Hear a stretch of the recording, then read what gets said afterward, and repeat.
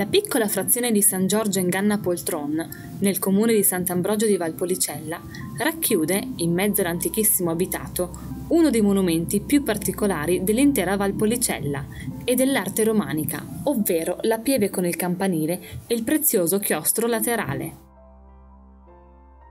La pieve sorge sulle rovine di un preesistente tempio pagano eretto dagli Erosnati, popolo misterioso e autonomo che abitava in queste valli.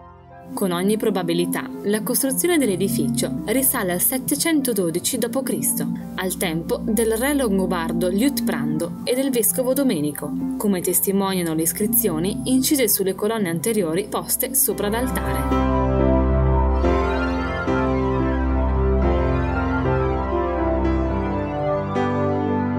La caratteristica che salta subito all'occhio è quella di avere davanti una chiesa biabsidata, cioè senza facciata. Le absidi sono 3 ad est, mentre ad ovest ne troviamo una sola, il che fa supporre che la porzione orientale sia stata realizzata successivamente intorno al XII secolo.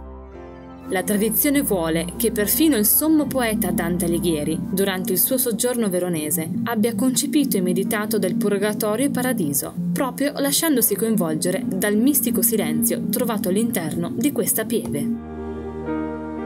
Collegato al muro sud si trova il campanile, costruito in blocchi di pietra di prunna, con celle campanarie bifore e trifore, e sulla cui sommità senza cuspide si può osservare una pigna in pietra.